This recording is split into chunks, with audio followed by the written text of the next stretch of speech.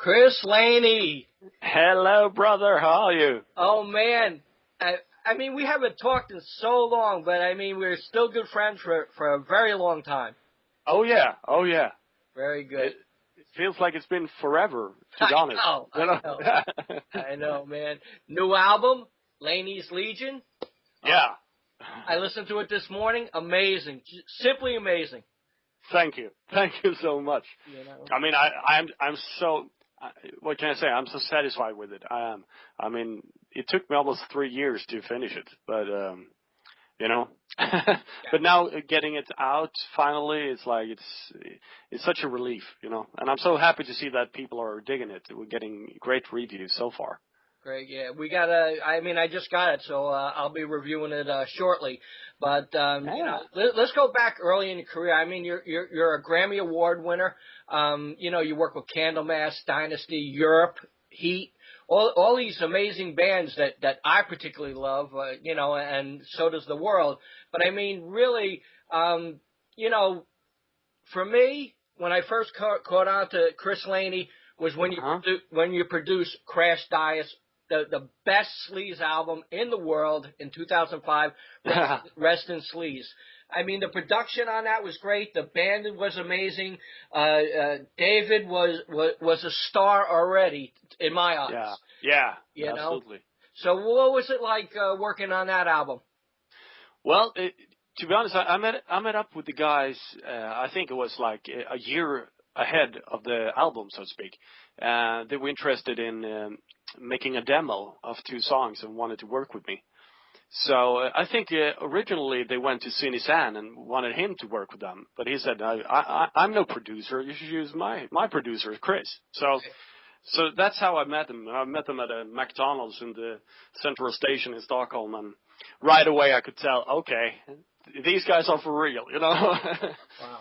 So we made 2 tracks. I think it was Riot and Everyone, and one more. I can't recall exactly what one that was, but that was a demo that actually made them get the record deal. So it was fun. I mean, but to be honest, the whole situation recording that album was everything but a holiday. You know. Wow. But I mean, that's the way it is when you have big egos and big plans, and you know, they wanted to take over the world, and you know, and I wanted to help them out, you know, doing that. But we had, you know, a few fights and all that, but I think everyone was happy with the results. Cool. What's your impression of Dave Lepard? To me, a star in my eyes. You know. Yeah. He was. What can I say? The more I think of him, he was a really intelligent guy. He was.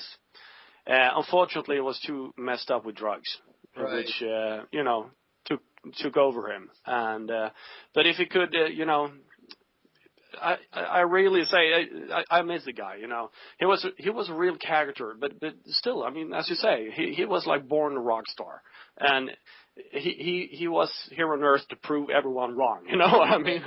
Wow. So yeah. Wow. Now, let's get to your first recording that I can remember, Instinct Animal in 2006 with Hollywood Hairspray Volume 5. You know, that's when your music was brought to me, and I listened, and I loved it. What was it working? That was only a 1-song shot on that compilation disc. What was that like, finally getting, like, kind of known in the United States? It was scary. I mean, because I've always been like the rhythm guitarist, you know, always the sidekick to someone, and all of a sudden I was supposed to be the singer, you know, and I fucking hate my own voice. I think it's a great background voice, but when it comes to singing leads, I was like, I don't know if I can do this. Right. But it was fun. I mean, I remember when we were working on me and Anders Ringman, and we were both like, shit, this is so cool, you know. Right. Yeah. That was an amazing song. You also put out a video for that, I think. You know, I think I listened to maybe just a video track or something like that. Yeah. But after that, you went on to Randy Piper's Animal, and you did Virus, which is 2008, which was another amazing album. And, you know, you're working with Piper and other members, and that just fell apart. I really don't know why, but, like, you know, was a really good album. I loved it. I still hold Virus really high. I think that's a great album. The problem was actually it was no one's fault. It was actually like this. We wanted an American label, and we found this one called Locomotive, who was actually a German label with an office in New York City. But the same week as the album, was released, they went bankrupt. So, right. So we released an album that died the same week, Right. That really, just took out all their, out of the project, going like, oh my God, I've been writing and producing this album for a year now, and it takes 4 days and then it's dead. You know what I mean? Right. It's like throwing pearls to swine, It's like, yeah. So pretty much that fucked everything up, and I couldn't go on. Wow. Now your the Pure solo album from Chris Laney, 2009, that did very well too, but still you really weren't recognized in the United States yet. No, I know. it's a tough business. I mean, there's so many good bands out there, and I also think it's tough to. That's why I wanted to be Laney's Legion this time around, because I know rock fans, they don't want to, they want a band. They don't want a solo artist going, because then it's just like a project or something. So I think that's the way to go. It's with a band, and it's so much more fun to be 4 guys instead of just me, myself, and I.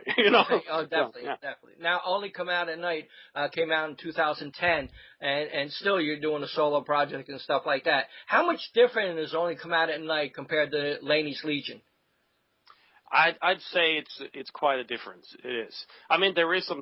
Of course, you will recognize my way of writing and stuff like that. But Only Come Out at Night is more like a live album, so to speak, because it's we recorded at the Polar Studios. We had the biggest, the baddest studio in the world, and we had a budget, and I had all my friends coming in, like guest appearances on every track. I think it's like 25 people on that.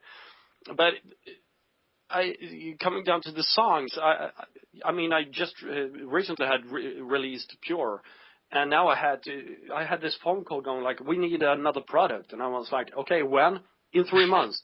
And I go like, shit, so I need to write an album in 3 months, And so I actually just booked the studio, started writing, and three months later it was done, Wow. And Laney's Legion, now I've been writing since 2011, I think, Right. So I've taken all the time I could, been writing with Anders Ringman again, my old partner from Platform, and it's like, it's been so nice doing this, Right. Been so pumped up doing like, you should hear the songs that didn't make the album. They're really good, And, cool. And there is, there is this one track called Monster that never made the album, because we couldn't get it right. I mean, the song itself is the best song, would be the best song on the album, but that's how we see it. If we can't make this 100%, then leave it, you know what I mean? Cool. So hopefully we will have that song recorded better next time, you know what I mean? Wow, that's great. It's nice that you have, extra tracks that you could always fall back on. Yeah. So tell me a little bit about the band members of Laney's Legion. I see you got Rob Marcello from Danger, one of my favorite guitarists. Yeah, he's awesome. He's such a wizard, He was actually not in the band to start with, because when we started off, I was on tour with WASP back in, 2012, I think. Uh-huh. And then I had Mats on bass. I've known that guy for 25 years, but I never really, thought of him as a bass player until it struck me that he was in the opening act for Animal when we were touring with Animal. Wow. I was like, he was really good, So I called him up, and he joined the band, so he was on that tour with me. And also Patrik, we found him, talking to people, going like, I know Johan Kohlberg, I've been using him for, 20 years and everything. Right. Now I wanted something new, Right, yeah. So I found this guy who's really, really good. I mean, he's a fantastic guitarist as well, so which is cool. He's the only drummer I know that comes down to the rehearsal space with his guitar in his bag, I mean? Definitely. And then Rob, I had John Berg from Dynazty.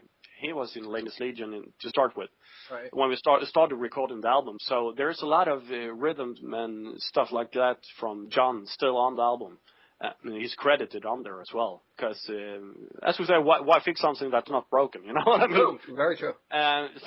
Anyways, it was actually Rob. He wanted to hear some stuff, so I sent over some stuff, and he said, you know, I have to be in the band. You have to fire your guitarist. I have to.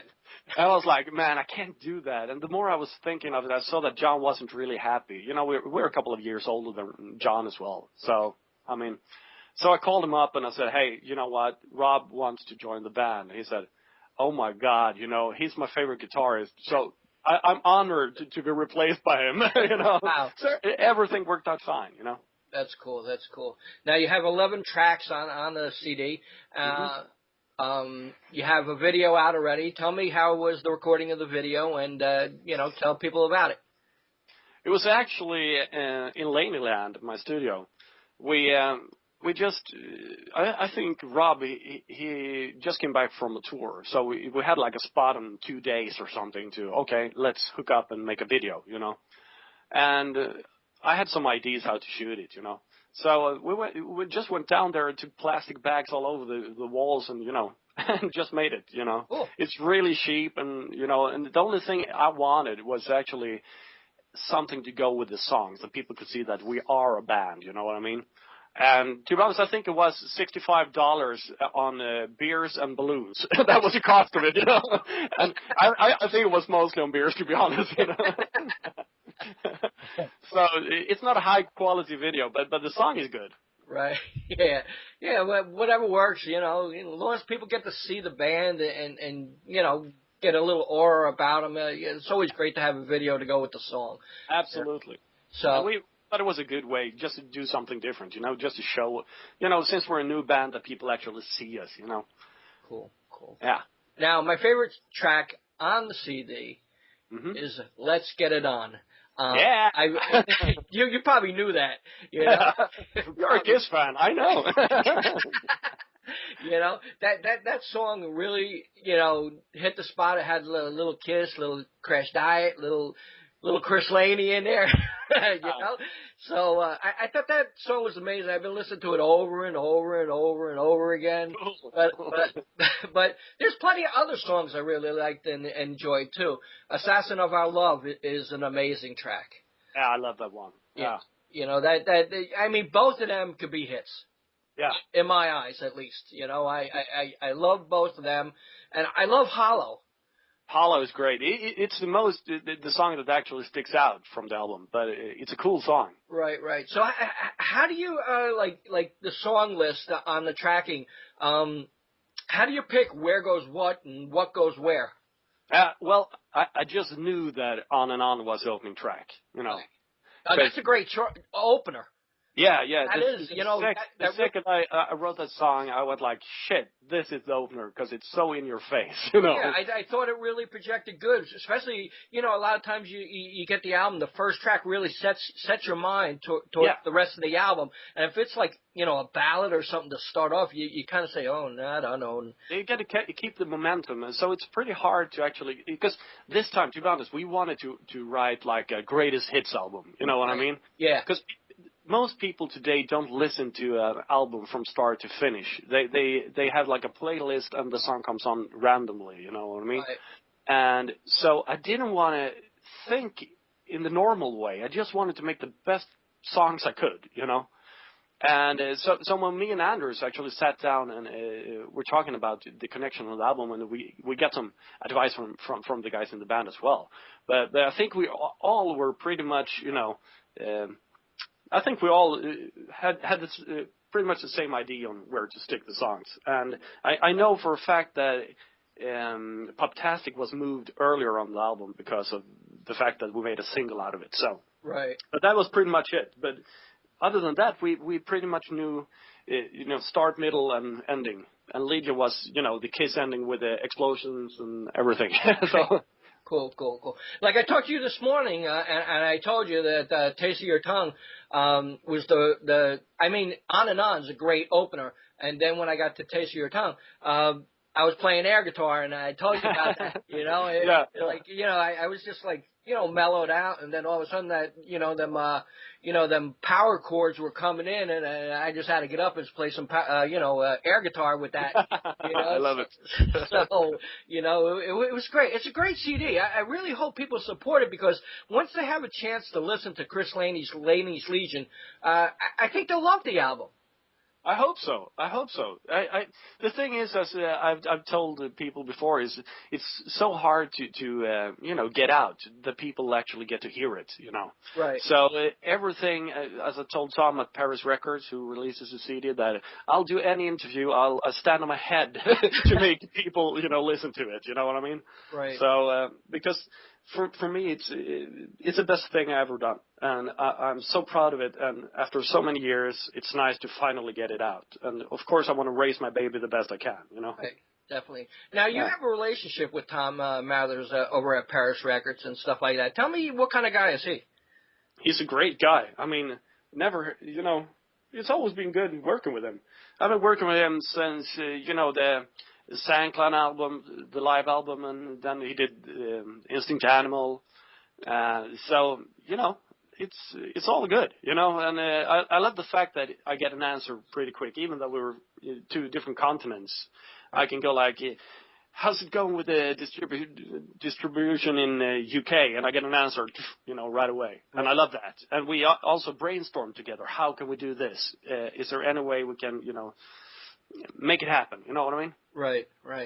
And I'll tell you a little inside story. Tom Mathers really helped my site, Rockeyez, in the early days of my career with Rockeyez. And I consider him my mentor. He helped me in so many ways, between writing, legal, anything I have a problem with, I go to Tom Mathers. Yeah. And yet he's a record label, a friend. Anything I really ever needed, I turn to him for advice. He's awesome. A great guy. Yeah, he feels like that. I've never met him in person, and I really want to do that. But, we've been talking for so many years over the phone and internet, so it feels like I know him, So what's the next step for the band? Next step is to start rehearsing. Right. We're going to do that this summer. We won't be touring or playing anything this summer. We're going to start rehearsing and hopefully start booking dates for the fall. Because I don't want to stress things out. I mean, to be honest, the release of this happened quite fast, It was actually Tom contacted me on my birthday in last of January, and he said, do you have anything cool new that I can listen to? And I sent him the CD, and the day after I had a contract, going like, we're going to release it in April, So I go, oh my God, we haven't even rehearsed yet, So. Wow. You have anything else coming up? Right now I'm working pretty much on the rock opera called Dreams in the Witch House, which is pretty cool. You should check it out. It's a rock opera that's based on a story by H.P. Lovecraft, a horror story. And we have Bruce Kulick on lead guitar. We have Doug Blair from WASP on lead guitar. I think it's 17 singers and 11 musicians or something, and it's a great piece. It's a cool story, and there's a little thing for everyone. It's not 100% metal, but there's some cool stuff. And I also play the role as Brown Jenkin, the little eating. It's like a rat with a human face, and it's not the nicest guy around, Right. But it's I really think you should take a listen to it because it's cool. It's really cool. Cool. What's the music scene right now in Sweden? Well, it's quite the same as always, I'm not out that often anymore, so I miss out a lot on the new bands and stuff like that. But there are some pretty cool bands coming up, like I think they're called Big Time. It's a cool band, great singer, great guitar. The whole band is great, and I think it's quite healthy out of Stockholm. And we've been out playing a few shows with Shotgun as well, and it's just fun, People still want to go out and see bands, so it's good. Very cool. But the problem we still have, like everyone else, is that no one is buying the CDs anymore. So it's kind of that's a pain in the ass. Right. Right. You feel the future of music is downloads instead of CD or vinyl or whatever? you never know what the future might hold. But right now, I see that. I mean, if I sell 2,000 record CDs, that would be like 100,000 10 years ago. You know what I mean? Yeah. That's the big difference, and it's quite sad because what happens is that you can't do a good product without any cash. You know, you need money to pour into the project so you can make a good album. Right. And that is something I hear that really annoys me, because there's so many good albums out there, but the sound is so crappy that I can't even stand listening to it. And for me, that's a big no-no. If someone can't pay me to make a good sounding album, I won't do it anymore. You know what I mean? So that's my bottom line. Next album, I need money to make it. Otherwise, I won't do any more music. You know, that's my standing point. Right. When you first became a producer and stuff like that, I mean, I know your sound, and it's a sound that I really like. Same thing when Grand Design puts out a disc, I know their sound. And both of you guys got a kind of similar sound with the heavy drums and, you know, the big sound. When you first started in production and stuff like that, how did it work out? How'd you, like, envision, you know, that big sound? I know you need money to put out that product. Tell me in the beginning, what was it like? Was it really hard trying to get that sound, you know, laid down? Yeah, it was. I mean, first of all, I started off pretty young. I mean, I was 12 or something first time I went into a studio. Right. And then I've been working with producers all over, you know, the years and making demos and singles and stuff. And I was never satisfied. I was so, you know, I was like, this doesn't sound like it does in my head, you know? Right. So after a while, I started to fooling around myself, you know, and I had this guy called Elmqvist, which is a very good producer here in Sweden. And I was like a pain in the ass, you know. I was sitting there going like, what are you doing now? And can you make it bigger? Can you, you know, stuff like that. So he became my mentor somehow. And when it was time for me to make, you know, I started my own studio. And that's where I started fooling around, making, you know, finding my sound and how to because for me everything is about the attitude, right? You know, it doesn't have to be beautiful, as long as, you know, you always have to have something ugly to see the beautiful, you know what I mean? Yeah. So that's what I'm working on always, and I always working on getting the right kind of energy, even in, you know, the spots where there's no sound, you know, that's the most important piece, you know what I mean? Right. Because so I think somehow I started to get a grip around San Clan era, 2005, on what my sound was, you know. Right. That's when it all started, you know. So, but I've always had a lot of backing vocals and stuff, always, you know, because I love that stuff. Right. And I could tell with the new album, I love the harmonies and the background vocals. It's amazing. Thanks. You know? So, but I must credit Anders a lot, Anders Ringman, again, because, you know, the two of us are, you know, the best, you know, the best team, you know.